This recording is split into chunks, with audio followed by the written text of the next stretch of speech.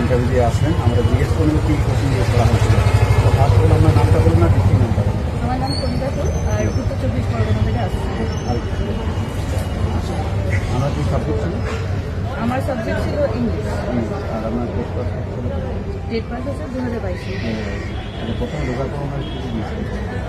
ওখানে ঢোকার পর হচ্ছে জিজ্ঞাসা করলো যে কোথা থেকে এসেছি, ইন্ট্রোডিউস ইউর সেলফ, পুরোটা জানার পরে তারপরে হচ্ছে বললো যে আপনি যদি হচ্ছে বাচ্চাদেরকে একসাথে মিলিয়ে মিশিয়ে শেখাতে চান তো কীরকমভাবে শেখাবেন, বাচ্চাদেরকে আলাদা আলাদা করে শেখানো উচিত নাকি একসাথে গ্রুপ মিলে আলাদা আলাদা গ্রুপে দল ভাগ করে শেখানো উচিত, সেটা কীভাবে আমাদেরকে বলুন।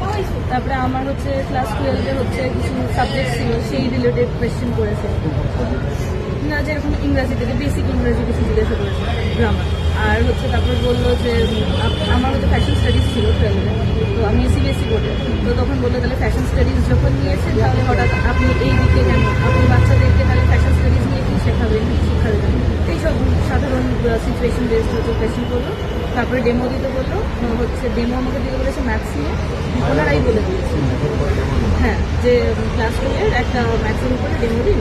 তারপরে ওটা দিতে দিতে তারপরে অর্ধেক হয়ে গিয়ে তারপর ওনারা বললেন যে আপনি নিজেকে প্রিপেয়ার করেছিলেন, তো আমি বললাম আমি ইংলিশের জন্যই প্রিপেয়ার করেছিলাম।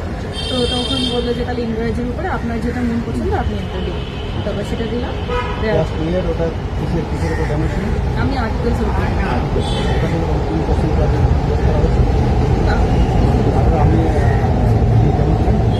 আমি আর্টিকেলসের উপরে দিলাম, সমস্ত পার্ট পার্ট করে ভাগ করে বোঝাচ্ছিলাম। তো আমার ডেমোটা পুরো দেখেও নি, মানে আর অ্যান এর মাঝের কথাই আমি আর কি আমাকে থামিয়ে দিল, বলে যে ঠিক আছে হয়েছে। প্রথমে তাহলে কিছু ডেমো দিয়েছিলেন আমি ক্লাস 12 ম্যাথসে মাল্টিপলসের উপর। আচ্ছা, আর কি